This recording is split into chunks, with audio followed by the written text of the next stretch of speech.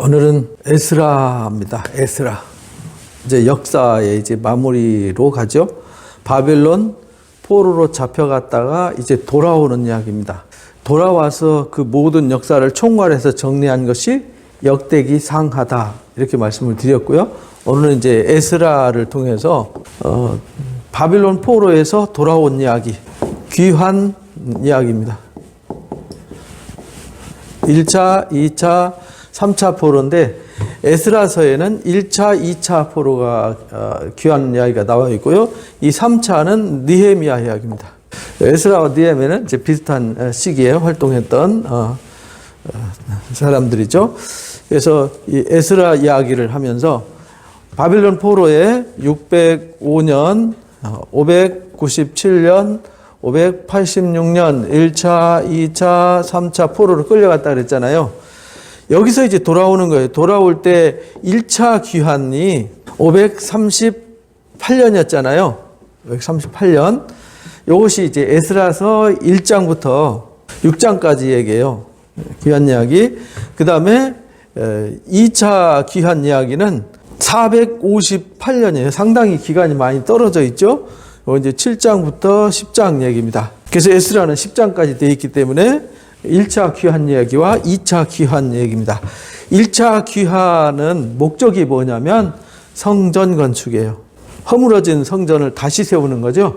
스룹바벨의 역사라는 말은 허물어진 하나님의 성전을 다시 세운다. 다시 일으켜 세움. 이제 중건 역사죠. 그리고 7장부터 10장까지는 에스라가 돌아온 목적. 여기는 이제 스룹바벨에 의해서 들어왔어요. 스룹바벨에 의해서. 그 다음에 여기는 에스라에 의해서. 목적이 뭐냐면 율법 교육이에요. 율법이란 말은 토라 교육이에요. 토라 교육. 쉽게 말하면 성경 교육이에요. 성경을 공부시키러 왔어요. 말씀을 회복시키러 왔다 이 말입니다.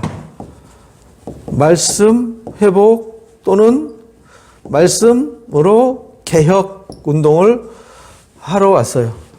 이 두 가지를 우리가 이제 에스라를 통해서 살펴볼 수 있는데요. 포로기와 여기 포로에서 요 귀환까지 기간을 예레미야 선자는 70년으로 봤어요. 요 사이 기간을 70년으로 봤습니다. 대략 봐도 한 거의 70년 되죠. 이 귀환 역사를 설명하면서 뭐라고 설명하냐면 때가 차면은 하나님이 준비되고 준비시키면은 돌아오게 할 거다라는 예언을 해요. 그 예언을 하는데 이 포로로 잡아갈 때 얘기가 바벨론 얘기잖아요. 바벨론 느부갓네살 황제에 의해서 포로로 잡아가요. 이 느부갓네살은 정책이 포로 정책이에요. 포로 정책. 포로 정책을 썼어요. 하나님이 느부갓네살 들어서 이들을 잡아가기 위해서 느부갓네살은 자기가 무슨 일을 했는지 몰라요. 근데 하나님이 이렇게 하게 하셨어요. 그러니까 성경은 한 개인이나 그 사람들 얘기가 아니기 때문에 하나님의 관점에서 볼 수 있어야 돼요. 하나님이 포로로 끌어가게 했어요. 그리고 거기에서 포로로 잡혀간 그 자리에서 이들이 70년 기간 동안에 성전이 없어졌잖아요. 성전이 없어진 후에 그들이 깨달은 게 뭐냐면 성전이 없을 때 이 성전을 대신할 수 있는 게 뭐냐면 성경이었어요. 성경. 그래서 그 성경을 가르치고 나누는 장소가 어디였냐면 회당이었어요. 그래서 이들이 바벨론 포로로 잡혀가서 만든 문화가 이 회당 문화입니다. 회당 문화. 그리고 이 포로 된 상태에서 70년 동안 그래서 이들이 바빌론 강가에 앉아서 고민하면서 고향을 그리워하고 성전을 그리워하면서 열심히 말씀으로 준비를 합니다. 그래서 때가 참에 하나님께서 바벨론을 물리치시고 바벨론을 성경 이사야서 13장 14장 말씀대로 바벨론을 징계하시고 또 예레미야의 말씀대로 바벨론을 징계하시고 누구를 내세우냐면 이사야서 45장 1절에 보면 바사 왕 고레스를 페르시아죠. 페르시아 왕 고레스를 내세워서 문화가 확 바뀌는 거예요. 바벨론은 포로 정책이었는데 하나님이 때가 차니까 돌려보내려고 고레스를 통해서, 고레스도요 페르시아 사람인데 이 이사야 또는 예레미야, 하박국, 스바냐, 에스겔, 다니엘 이런 선지자들 활동이 이미 이 동네까지 전달이 됐어요. 그래서 이들이 여기 왜 와 있느냐, 이걸 이들이 들어서 알고 있어요. 그래서 이 후손들, 나중에 바벨론 포로로 잡혀갔다가 돌아오지 않은 사람들 또는 돌아오지 않은 그 땅 사람들과 함께 살았던 후손들이 나중에 동방박사 세 사람으로 등장하게 되는 거죠. 그래서 이 고레스가 황제가 됐어요. 근데 이 고레스가 황제되는 얘기도 아주 재미있는 것 전에 이제 말씀을 드렸었는데, 여러분들이 나중에 이제 이 부분 또 다시 말씀을 드릴게요. 아주 재미있는 역사 스토리입니다. 근데 이 고레스가 왕이 돼가지고 쓴 정책이 뭐냐면 귀한 정책이에요. 귀한 정책인데, 고레스는 자기가 하나님이 왕으로 세워지게 했다는 걸 알았어요. 그래서 전폭적으로 이들이 돌아갈 수 있도록 지원해주고 성전 건축을 할 수 있도록 도와줬어요. 그래서 이 바벨론 역사와 페르시아 역사 사이에 요 사이에 상당히 큰 변화가 있는 거죠.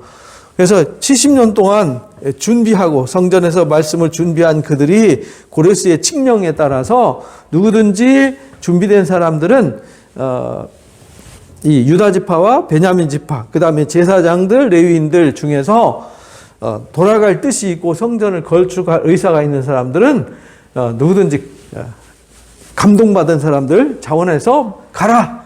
그리고 성전, 이 바벨론이 잡아갈 때 성전 기물들 다 갖다가 자기 창고에다 넣어놨잖아요. 근데 그 성전 기물을 일부 꺼내가지고 그 바벨론 마르둑 신전에서 잔치할 때 벨사살 왕이 그 그릇 꺼내가지고 활용하고 하다가 하나님이 진노하셔가지고 벨사살 왕이 죽게 됐죠. 그리고 이제 망하면서 바사 제국이 들어서게 되는데, 이 고레스가 그 성전 창고에 있던 성전 기물들을 다 돌려보내고 돌아갈 수 있도록 지원해주고 물자까지 후원해주고 이렇게 하는 엄청난 일을 하게 돼요. 그러니까 여기 바벨론 끌려간 것도 본인들의 의지와는 아무 상관이 없었고요. 거기서 은혜 베푸르셔서 특별 조언을 형성해서 말씀으로 살도록 해준 것도 하나님의 은혜였고, 그들이 돌아오게 한 것도 그들은 아무것도 한 거 없는데 하나님의 은혜가 일을 했어요. 그래서 그들이 돌아올 수 있게 했어요. 그러면서 이 바벨론 당시에 이 바벨론 이 이야기는 없잖아요, 성경에. 근데 그 이야기가 기록된 성경이 어디냐면 다니엘서 1장부터 5장까지 기록이 되어 있습니다. 자, 이제 1장부터 1장에 보니까 고레스 황제의 칙령이 이제 발표가 돼요. 그게 538년이에요. 고레스가 황제가 된 게 539년이거든요. 황제 즉위하자마자 칙령을 내려가지고 돌아가라 이렇게 말합니다.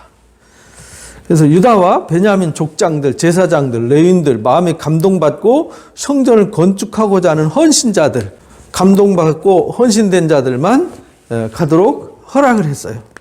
그래서 그런 사람들이 일어나서 그들이 바벨론에서 페르시아에서 지원도 해주지만 이들이 감동된 자들이 가는 사람들은 몸으로 헌신하면서 자기 재산 다 팔아가지고 정리해서 가기도 하고, 못 가는 사람들은 물자를 후원해 주도록 그렇게 만들었어요. 기쁨으로 예물을 드리겠습니다. 그때 등장하는 총독을 이제 세스바살이라고 나오는데, 이건요 5장하고 여기 1장에만 딱 2번 나와요. 근데 총독이라고 나오는데 이 사람은 족보에 나오지도 않아요.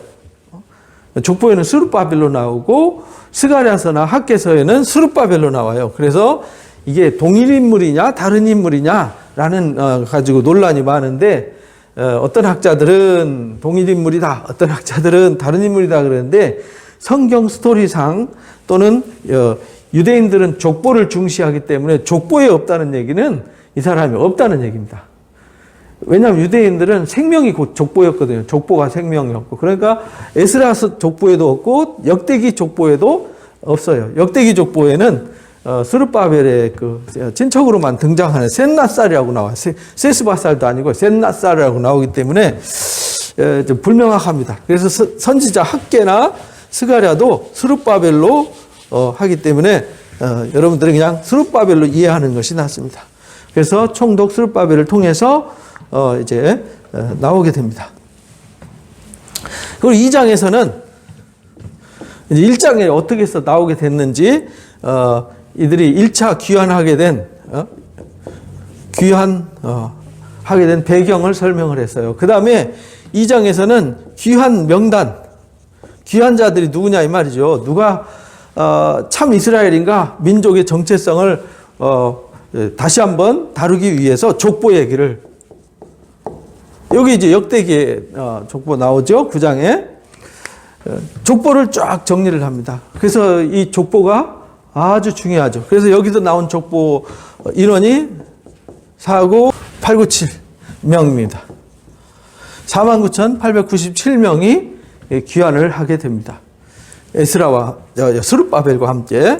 그래서 이들이 돌아와가지고 한 일이 뭐냐면 3장에 538년에 왔어요. 538년에.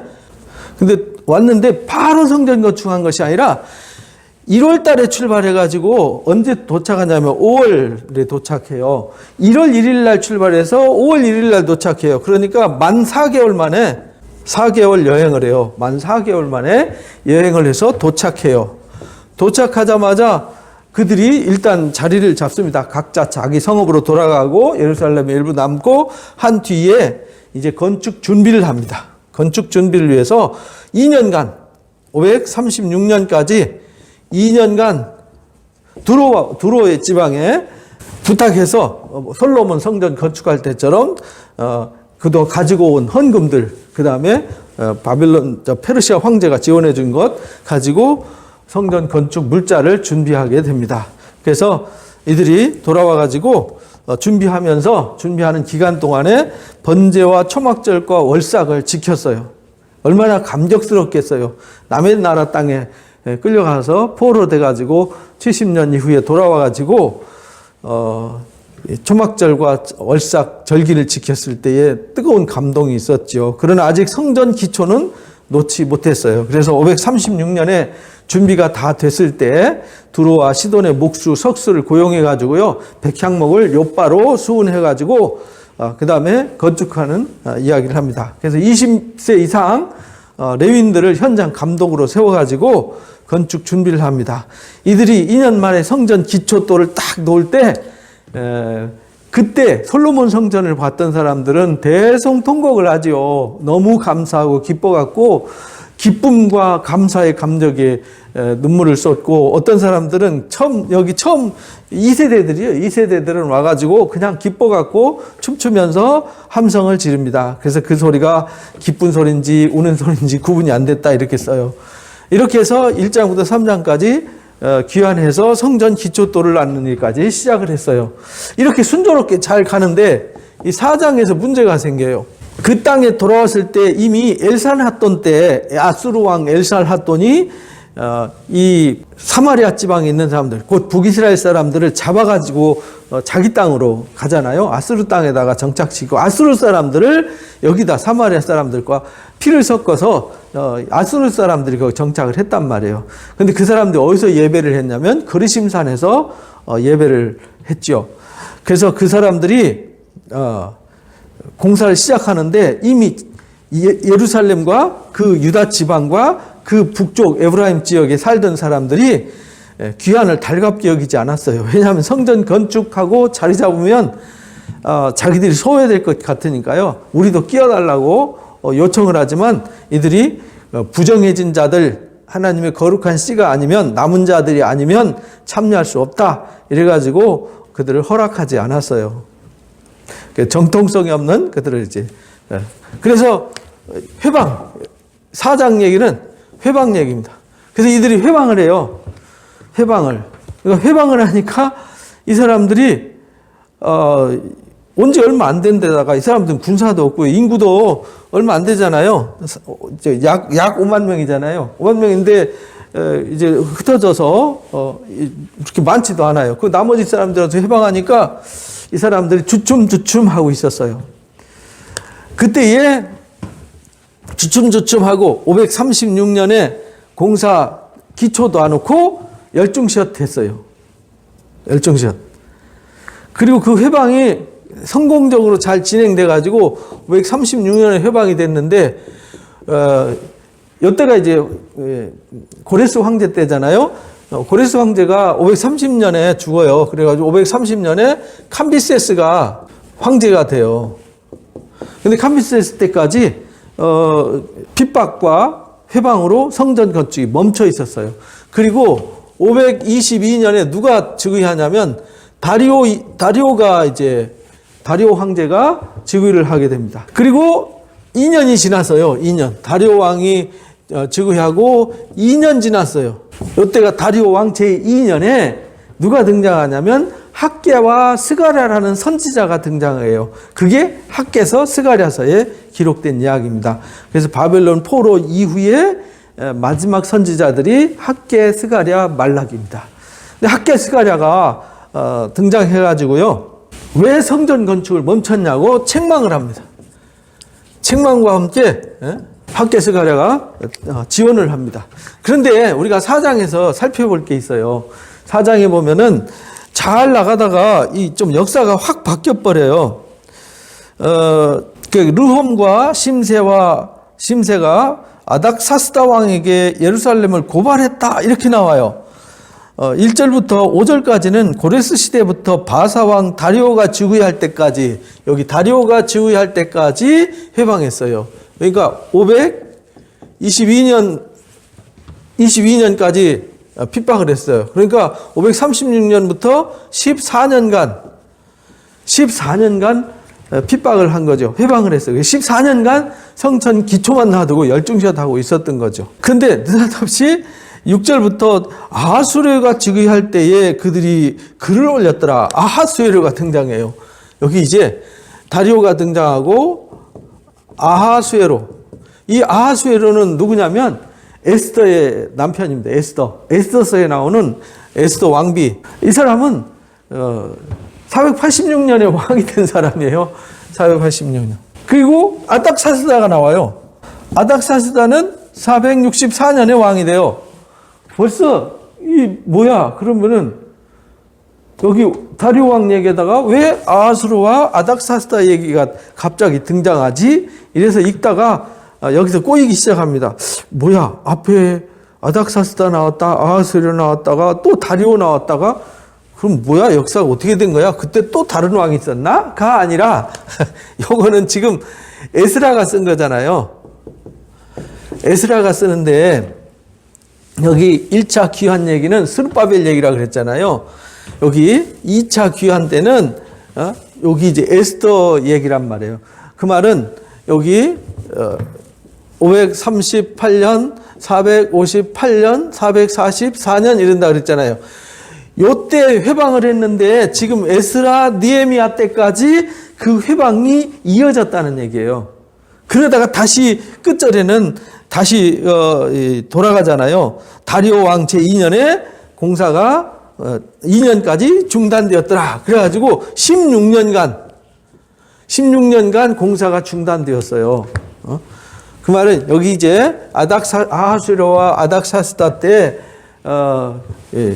핍박의 역사가 있었다는 얘기는 성전 건축을 할 때 여기서 1차 포로 때 여기 1차 포로 때는 성전 건축이라고 그랬잖아요. 그다음 2차는 율법 교육, 3차는 성벽 건축이에요. 성곽이라고 그러죠. 성곽. 그래서 여러분 읽을 때 잘 읽어보세요. 성곽인지 성전인지, 성전이라고 했는지 성벽이라고 했는지 잘 보셔야 돼요. 이 성벽, 성곽을 건축하러 온 사람은 느헤미야예요. 그래서 이 3차는 여기 어디서 여기 느헤미야 때 얘기입니다. 그래서 그걸 잘 구분하셔야 돼요. 그래서 여러분들 읽을 때 그 부분 혼란이 없어야 됩니다. 그래서 5장에 이 학개 스가랴가 여기 이제 여기 5장 얘기입니다. 그래서 여기 이제 회방이 520년까지 이루어져요. 536년에서 16년간 그때 학개 스가랴가 일어나가지고 이들을 말씀으로 다시 불을 지폈더니 이들이 다시 신앙이 불일듯 일어났어요. 그래서 핍박과 환난도 두려워하지 않고 이들이 성령에 감동돼 가지고요 뜨겁게 일을 합니다. 그래서 이 학개서에 보면 이들이 흥분되었다 이렇게 말하죠. 막 다시 말씀에 불이 붙었어요. 신앙의 열정이 불이 붙어서 환난도 핍박도 두려워하지 않고 열심히 성전을 건축하게 됩니다. 그랬더니 여기 총독들이 거기에 있는 사람들이 다시 핍박을 해요. 야, 너희가 성전 건축하지 말라 그랬잖아. 이 회방하는 사람들이 다리오 왕한테 조서를 보냈어요. 조서가 아니라 항의서한을 보냈어요. 고발장이죠. 쉽게 말하면 이 사람들이 성전을 건축하고 있습니다. 이 사람들 성전 건축하도록 놔두면 골치 아픕니다. 역사를 살펴보시면 아시지만 여기에 큰 왕이 일어났었습니다. 다윗과 솔로몬 때 얘기하는 거예요. 큰 왕들이 일어나서 주변 나라들을 다 지배했었습니다. 여기 성전 건축하도록 또 성벽을 건축하도록. 그런데 성곽 건축으로 나와요. 또 성곽과 성벽이 건축되면 이들이 가만히 안 있을 겁니다. 그러면은 나라의 대적자가 되거나 또는 세금을 바치지 않아서 나라에게 큰 손해가 될 겁니다. 그래가지고 다리오가 조서 내려가지고 야 스톱 하지 마 이랬거든요. 근데 이들이 학개 스가랴의 말씀을 듣고 다시 열심히 성전을 건축해요. 그랬더니 이들이 고발장을 씁니다. 고발장. 그래서 그 얘기가 강 건너편 6절이 나오죠. 총독 다뜨네와 스달보스네가 그들의 동관인 유브라데 강 건너편 아비삭 사람이 다리오 왕에게 글의 초본은 이렇더라 하면서 글 초본을 써서 올렸어요. 그거 확인해 보십시오. 이렇게 올렸어요. 그랬더니 6장에 보니까 이에 다리오 왕이 조서를 내려서 문서 창고에서 바벨론 보물을 쌓아둔 보물 전각을 조사하게 했는데 거기에 고레스 황제의 자기의 조상이죠. 시조죠. 시조. 페르시아의 시조. 캄비세스의 아버지니까 자기 할아버지 뻘 되는 다리오가 그걸 발견했어요. 읽어보니까 진짜 돌아가라고 귀한 명령을 내렸고 하늘이 하나님의 명령 1절 2절 말씀을 확인을 해요. 그리고 물자를 지원해주고 한 것을 확인을 하게 됩니다. 그래서 이 다리오 왕이 조서를 내리는데 뭐라고 조서를 내리냐면 10절에 보니까 그렇게 말합니다. 그들이 하늘이 하나님께 향기로운 제물을 드려 왕과 왕자들의 생명을 위해서 기도하게 하라. 그리고 이 성전 건축할 때 7절에 보니까 하나님의 성전 공사를 막지 말고 유다 총독과 장로들이 하나님의 이 성전을 제자리에 건축하게 하라. 그리고 물자도 지원해줘라. 세금도 거두지 마라. 그리고 이 성전을 회방하는 사람들이 있으면 기둥뿌리를 뽑아버리고 그 집을 거름더미로 만들어버리겠다. 이렇게 아주 강력하게 해서 이들이 마침내 516년에 성전을 완공하게 됩니다. 그리고 515년에 봉헌을 하게 됩니다. 회방에도 불구하고 이들이 하나님이 분명히 가서 하라라고 황제의 마음까지 움직여서 말씀하셨으면요. 해야 돼요. 핍박이 있어도 해야 돼요. 어려움이 있어도 해야 돼요. 왜? 하나님이 함께 하시는 일이니까 아무도 못 막아요. 그런데 그들이 하나님보다 사람들이 두려웠고 자기 현실이 더 두렵고 힘들었어요. 그래서 하나님의 말씀보다는 자기 현실에 안주하게 된 거죠. 그래서 선지자들을 통해서 책망을 하게 된 거죠. 그래서 그들이 다시 말씀을 일깨워서 시작했을 때 하나님이 그들의 길을 막아주셨어요. 황제의 마음을 움직여주셨고 주변 총독들과 주변의 나라들 모압, 암몬, 에돔, 블레셋 할 것 없이 거기에 엘사나돈 때 왔던 그 부정한 사람들조차도 사마리아 사람들조차도 꼼짝 못하도록 하나님이 조서를 줘서 회방하거나 반대하거나 가로막는 자 있으면 기둥뿌리를 뽑아버리고 그 집을 그냥 거름더미로 만들어버리도록 그렇게 강력한 능력을 주셨어요. 그것이 이제 11절 말씀이죠. 그래서 이제 19절에 조서를 내린 대로 공사를 완성해 가지고요. 다리오 왕 제6년이니까 522년에 황제됐다 그랬잖아요. 522년에. 그러니까 6년이니까 516년이죠. 516년에 완성되고 그 다음에 봉헌했더라 이렇게 나옵니다. 그리고 6월절 절기까지 지켰어요. 그리고는 7장의 주제가 확 바뀌어버리죠. 7장의 주제가 확 바뀌어요. 누구 얘기냐면 2차 귀환 얘기예요. 이제 7장부터 10장까지인데 7장에 아론의 16대 손 에스라가 등장합니다. 이 사람은 학사 겸 율법학자예요.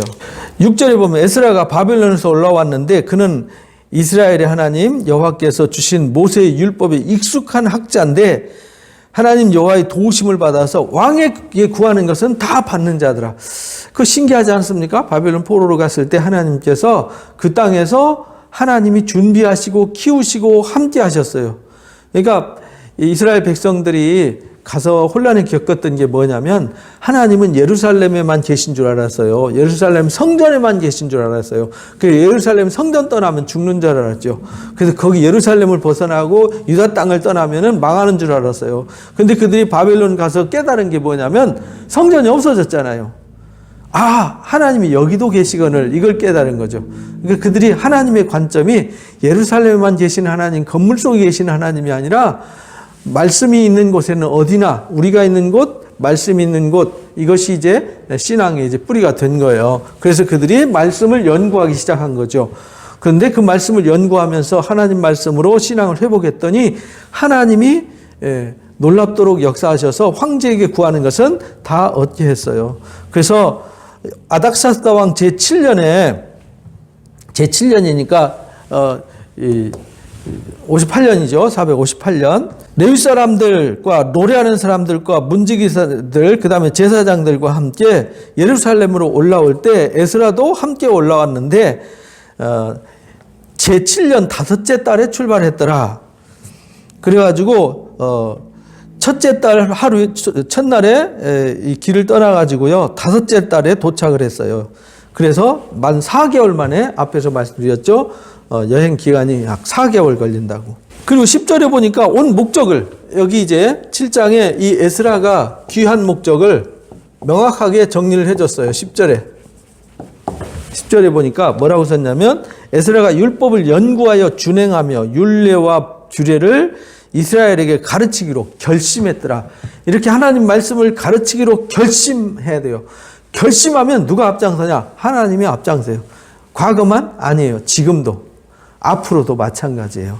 그래서 하나님께서 계명의 말씀과 이스라엘에게 주신 율례의 학자 겸 제사장인 에스라에게 다리오 왕, 아닥사스다 왕이 조서 초본을 내렸어요.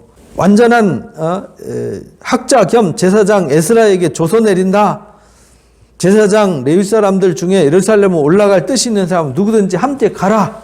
가서 말씀을 철저하게 교육시켜라. 이거를 황제가 아니 신기하지 않습니까? 지금 바벨론 포로로 끌려가가지고 돌아올 때 성전 건축하라. 이것도 페르시아 황제가 명령을 했고요. 또 가서 율법으로 가르쳐서 백성들을 개혁시켜라. 이것도 누가 명령했냐면 아닥사스 왕이 조서를 내려가지고 가서 말씀을 가르쳐라 이렇게 말해요. 그리고 25절에 보니까 에스라야 너는 내 손에 있는 내 하나님의 지혜를 따라 내 하나님의 율법을 아는 자를 법관과 재판관으로 세우고 강 건너편 백성을 재판할 때 알지 못하는 자는 내가 가르쳐라. 모르는 사람을 가르쳐라. 훈련시키라는 거죠. 네 하나님의 명령과 왕의 명령을 준행하지 않는 자는 죄를 정해가지고 그 사람을 속히 그 죄를 정하되 죽일 수도 있고 귀양 보낼 수도 있고 가산을 아주 몰수할 수도 있고 감옥에 집어넣을 수 있는 권한을 줬어요. 이 황당한 일이죠. 에스라가 그렇게 하고 싶어도 못하잖아요. 근데 하나님이 페르시아 황제 아닥사스다 왕의 마음을 움직여서 율법으로 가르칠 수밖에 없도록 개혁이 될 수밖에 없도록 그렇게 하지 않으면 안 되도록 하나님이 강력한 코너로 몰고 가셨어요. 이건요 누가 하라고 해서 누가 선동을 해서 막 누가 쫓아다니면서 아니에요. 그러니까 오늘날 우리가 코로나로 인해서 막 어려움을 겪지만 하나님이 하시는 일이면요 어떤 방법으로든 하나님은 당신의 일을 하세요. 그러니까 코로나 너무 염려하지 마시고 중요한 건요 우리가 이런 때일수록 더 깨어서 기도하고 말씀으로 더 준비하는 것이 더 중요합니다. 이렇게 해서 돌아와서 개혁을 하게 됩니다. 그래서 하나님을 찬양하는 얘기가 7장 끝에 나오죠. 에스라는 너무 신기하죠. 본인은 말씀을 가르치고 결심하고 말씀을 열심히 한 것밖에 없는데 하나님 황제의 마음을 움직여서 그렇게 하니까.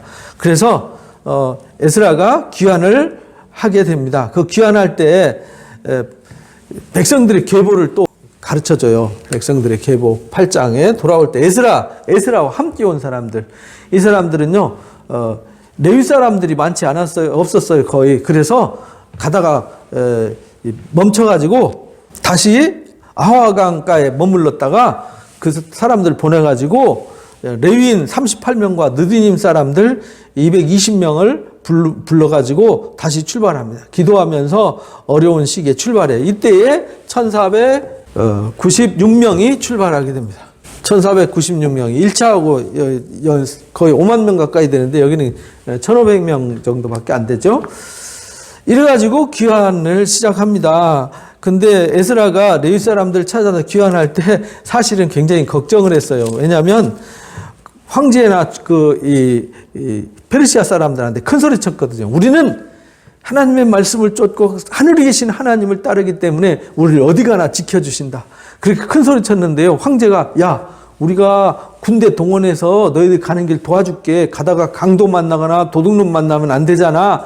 아닙니다. 우리는 어디 가나 하나님 함께 하시기 때문에 군대 필요 없습니다. 우리끼리 갈 수 있습니다. 이렇게 해놔놓고 강가에 앉아서 기도하다 보니까 괜히 군대 보내달라고 할 걸 그랬나? 가다가 강도 만나면 어떡하지? 걱정도 됐어요. 왜냐하면 1496명밖에 안 되니까. 그런데 그때 막 금식하면서 기도하면서 갔더니 선하신 하나님의 손길이 이끌어서 무사히 도착을 하게 됩니다. 도착을 한 얘기, 그것이 이제 23절에 나오죠. 간구했더니 그 응답하심을 입었더라. 그리고 돌아올 때 물자를 엄청 지원해 줬어요. 아닥사스다 왕이 세금 면제, 그 다음에 금, 은, 놋, 각종 그 향품, 기름, 이 100바씩 마음껏 갖다 쓰게 했고요. 거기서 세금도 다 면제를 시켜줬어요.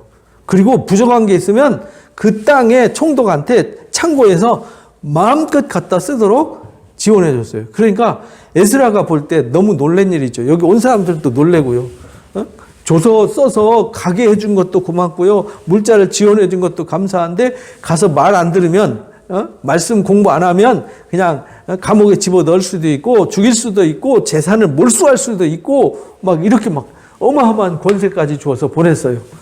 그러니까 참 신비한 일이죠. 그리고 그때 돈으로 받아와 가지고 거기서 제사드릴 재물들 다 살 때 낱낱이 다 기록을 했어요.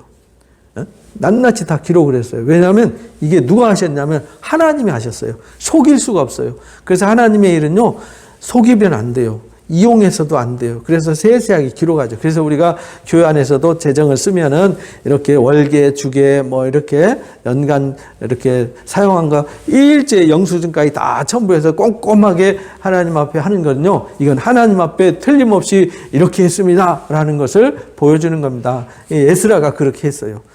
그래서 24절부터 이제 36절까지 그 얘기를 기록을 했습니다. 여호와의 건너편 총독들에게 먼저 주며 그때 방백들과 하나님의 성전을 도왔더라. 이래서 율법 여기 성곽은 여기 느헤미야고요. 여기 이제 율법을 가르치기로 결심한 것을 다 지키게 했어요.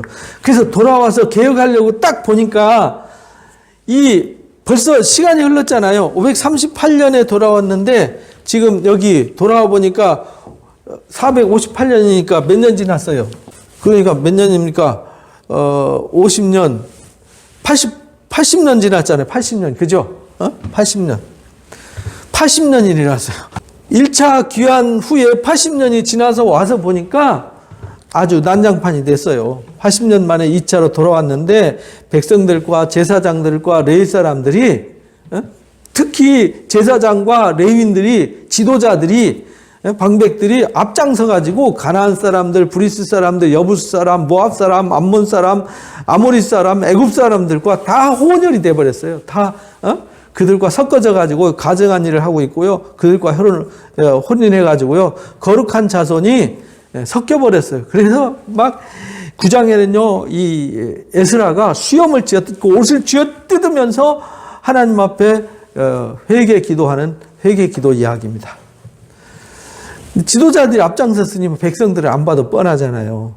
그래서 수염을 뜯으며 본인이 죄진 것처럼 애통하며 조상 때부터 지금까지 하나님이 어떻게 은혜를 베풀었는데 그들을 바벨론으로 포로로 끌려갈 때까지 끝까지 그들을 포기하지 않으시고 일하셨고, 그들을 끌고 가서도 거기서도 하나님 은혜 베푸시고, 그들 때가 돼서 긍휼을 베풀어서 그들은 아무것도 한 게 없는데 거기서 은혜 베풀어서 여기까지 오게 했는데 그거 벌써 다 까먹고 지금 이방 여인들과 함께 혼혈하면서 또 부패해 있으니까 기가 막힌 거죠. 기가 막혀요. 그래서 회개기도 할 때 백성의 무리 중에서요, 아이들이 모인 자리에서 스가냐가 회개하면서 이방 여인을 돌려보내기로 결심을 하게 됩니다. 그리고 에스라한테 가서 얘기합니다. 우리가 이방 여인과 결별하고 다시 우리 자신을 성결케 하고 새롭게 하기로 개혁하기로 결단했습니다. 이렇게 보고를 해요. 근데 그때 막 하나님이 진노하셔서 막 비를 내리죠. 장대비를 내리니까 백성들이 놀래가지고 더 뜨겁게 회개를 하죠. 그때 비 오니까 천천히 하자 그러니까 이 앞장선 사람들 아니다 빨리 하자 이래가지고 개혁을 아주 엄청 빠르게 진행시켜 나갑니다. 그래서 그 지방 사람들과 이방 사람들이 끊을 것을 명령하고요. 이방의 여인들을 아내로 맞이한 자들을 다 조사를 했어요. 그게 10장 얘기예요. 그래서 이방 아내들 결혼한 사람들 명단을 쫙 썼어요. 창피하게. 이 사람들이 이방 사람들과 결혼한 사람들이야 하고 이 명단을 다 썼어요. 그러니까 참 이 생명책이란 말이 그런 말이에요. 하나님이 그렇게 다 기록하세요. 근데 이들이 회개하고 그들을 돌려보냈으니까 기록했단 말은 나쁜 말도 되죠. 이 사람들 타락했어. 그러나 반대편에서 보면 이들이 회개하고 다시 새롭게 된 사람들이야. 이런 말입니다. 두 가지 의미로 기록이 된 거예요. 그래서 고대 사회에는요, 남자들이 밖에서 일하고 자녀들을 양육하고 가정에서 살림하는 게 여자였거든요. 그래서 아이들을 양육하고 아이들에게 문화와 정서를 심는 사람이 누구냐면 엄마였어요. 근데 집안에 우상을 섬기는 이방 여인들은 자기 문화, 자기 사고, 철학, 우상의 정신을 그들한테 주입하기 때문에 엄마의 교육을 굉장히 중요하게 여겼습니다. 오늘날도 마찬가지지만은 엄마의 교육이 곧 그들의 신앙을 좌우했어요. 그래서 유대인들은 과거나 지금이나 똑같이 엄마의 교육을 잘 받은 사람이 진짜 유대인이에요. 엄마가 신앙 교육이 잘 받아서 엄마가 자식들한테 신앙을 잘 전수시켜 젖먹이면서 양육하면서 키우면서 말 배우면서 사소한 행동 하나하나가 하나님의 말씀으로 자라도록 하는 그런 일을 했어요. 그래서 아이들이 어려서부터 이방신, 이방 우상 문화에 젖어들지 않도록 관리를 하게 하신 거죠.